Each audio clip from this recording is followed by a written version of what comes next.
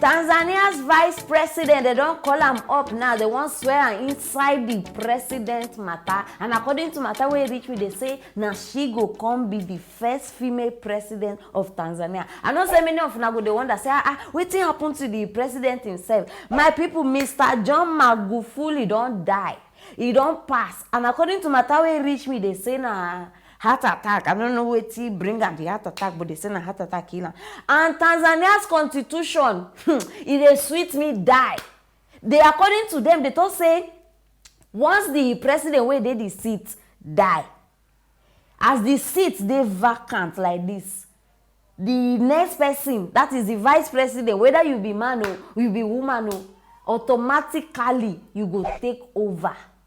And now this woman be the vice president. Samia Suluhu. Now and now they supposed to put her in as the president of Tanzania. And her husband, because she get husband of course. So now her husband will become Tanzania's first gentleman. Hi. What a beautiful something, my people. No, when last one hear matter like this? Every day, if not be this one or that one or that. I beg, are they happy for this woman, Jare? I am super excited. At least, make Africans start, you understand? Make Africans start to see the efficacy of women. We too, we feel rule now. Wow, no. Because many people don't take an as if saying a crime. Anyway, woman, they. No, because man, they. Man must do this. Man, I beg. But my own be say now, I just they hope my people still not be just today happy. We go happy say now woman don't enter power before you know and now another matter we don't dey hear. I just they hope say she go do better. You understand? More than her successors. I just they hope and I they pray for her. Make she they love people. Make she they think of the people we put her on top of that seat first. Because even though the constitution demand them, at least people go still agree. You understand? I just they also should go first look citizens before, because these people, if you selfish, you no go fit serve country. You go just think of yourself and you go can't do like country. You understand? No one mention that country. Very important. So my people, now the matter be this. God, I beg. You know, say me, I know they fall your hand anyhow like that. I beg. Nigeria don't reach for change. I be my people. We need, in fact, the same God we do it for Tanzania, he must do it for Nigeria. He must do it for Nigeria. This thing are good news. See country. No, make una see country where they follow constitution, where they obey laws, rules and regulations, unlike our own. In fact, we don't even forget say constitution even day. What be the meaning of constitution? I don't forget safe. For this country, I don't forget because we not even they follow them. We know only if Nigeria fit just accept the facts and the truth about Bubu. Since 2017, Buhari matter. I don't want to talk English. Since 2017. If only they fit come announce the thing where Shele say this man no day again. At least by now, my people. But no, selfishness, greed, corruption mixed together. You know, go allow these people come outside, can't talk better thing. Woman president. I beg, madam.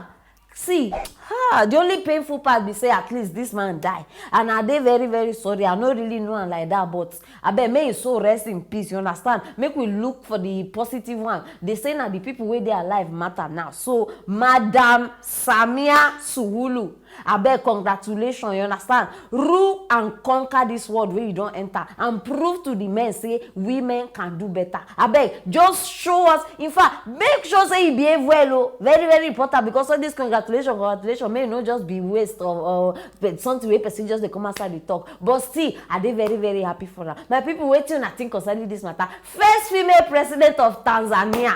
Just imagine say they can't bring matters for Nigeria like this. First female president of Nigeria, Madam Aproko. Hey. I beg you, start drop that comment for the comment section and make sure say you share this video. Make the congratulations they go. Make everybody know what they happen right now for Tanzania. And if you never subscribe, I dey wonder how you want the game matters like this. You go dey miss now. People dey Africa, you dey another place. The people na the matter be this, so start dey drop the comment. I know say I go reply now one by one. Stay tuned for our next story. Another one for Delta State. This one a pregnant woman wey is stripping 12-year-old daughter. In fact, he strip her naked. No be there end o. After he strip her naked, he come tie him hands, tie the legs, keep am for one place. According to am, he say the girl too dey waka.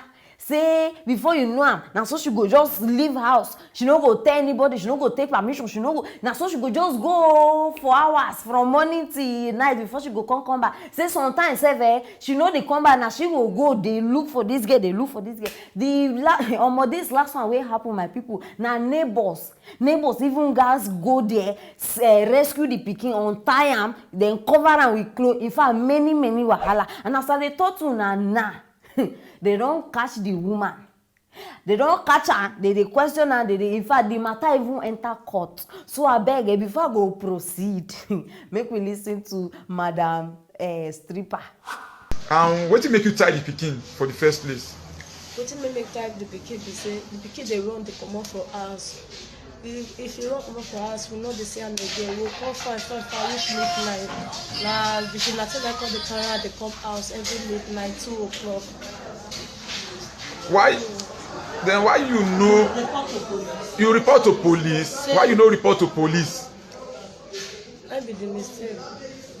Please forgive me because I don't actually know. I don't actually know what happened. Well. Hey, I beg Nigeria na serious seasonal movie. I'm not just understand now. Many people don't dey tell me say e be like say this thing na generational something. No, see, if we look this thing well, many things wey dey happen for this life na spiritual. If it be say this woman now na like this they bring her up.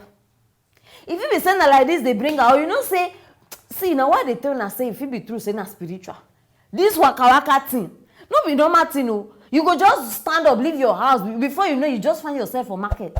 Meanwhile, you know they go buy anything. Some things they happen like that. So I dey feel say this thing na from one generation to another generation. Maybe the mother too, she been there like that. And na the only way her own mama teach am say na like this we go avoid am or we go solve the matter. She too, maybe they been dey tie am down. I beg, my people, make we dey try. See, try to dey better than our parents. Make we try am. Very important because all these African things, e don too enter our head. This thing na generational something. Na generational something. No, make una tell me 12 years old. No, where you dey go? Even if may we just say, okay, now you get friends pass. At least you and your friends, you get how una go dey play for even your own mama compound, your mama go dey see you. But this one, every day. No be say this week she go, next week. Every day, na so she go just dey waka comot for house. All these things dey happen when we know they get training. When they no train you well, now all these kind of things go dey happen. Wakadugbe. I dey sure say this one like this na spiritual boyfriend. Any small time you go just see boyfriend don call am for spirit world, start dey waka dey go. Omo no be small thing dey happen now as I dey talk to una for Delta State o. They question. In fact, the matter even reach court because and you know what even dey shock me concerning this whole matter. They even carry this woman go court. Now that part alone, my mind don dey dance around. Una carry this woman go court. No, I know they talk say the thing wey she do dey good o. But wait, we you know how many cases we don't get wey serious pass this one. We no hear court. We no hear court o. Our governors, politicians, all of them, police, even harass person, this one. We no hear court.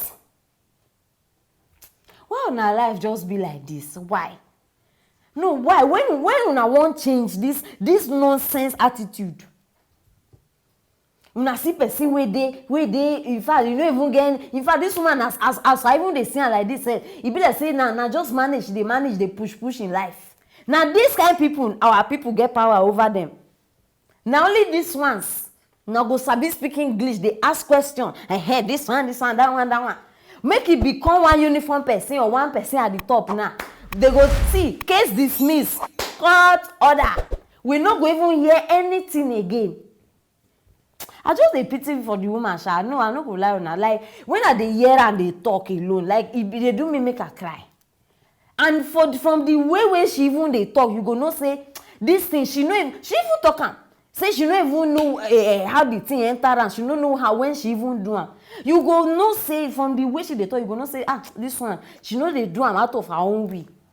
This thing na serious spiritual something. As I dey talk to una now, she don e be like say she don learn her lesson because after they carry am go court sef, she even go dey she now don dey give advice to women say make they no dey do child abuse o, make they no dey maltreat their children, plenty thing. Now I say make I bring am come una side. So abeg I wan make una lis ten to this woman as she dey court dey give advice. So join me make we watch the woman. Madam, what do you have to say to other women out there that are abusing their children? What I have to say is that say no to child abuse. And child molestation. Thank you very much. Because the way you are marketing your child is not fair at all. Just like me. I'm marketing my child. That is the reason why I'm like this. So I want to say that women stay away from molesting children, because children is the leaders of tomorrow. Wetin dey funny me now for this case be say she even get belle. I no just understand. You wey as you get belle, you even suppose know this thing more than every other person. You carry pikin for inside your stomach, you still dey treat your own pikin. Anyhow sha. Like people go say, they say the one wey no need na him go get, the one wey no get na him go need. Na like that e always dey happen, my people. So I make we just take her like that. And I wan believe say this one wey she don come do now, say na real, in fact say na real change. I no want the one wey now you because you dey public you go come do like say you don change, you don repent. Tomorrow now we go hear say you don tie this your pikin again. The best thing abeg in fact start spiritual investigation for this your pikin. Very important, because see my people, sometimes we dey carry our parents problem, great grandparents problem, we dey carry am but we no know. If you be say na wetin don dey worry this pikin now, I just dey pray say God go heal your family o my sister.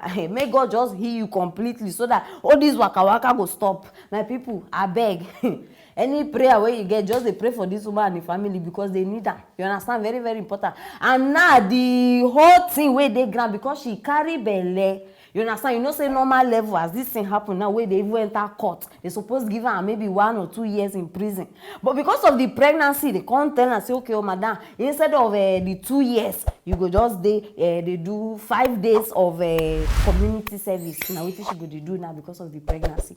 So any comment wey you get concerning this matter, just drop am there. I go reply on one by one. Na wetin dey happen for Delta State be this. And make sure say you share this video and comment. If not, you no go get any story wey we get like this. Stay tuned for our next story.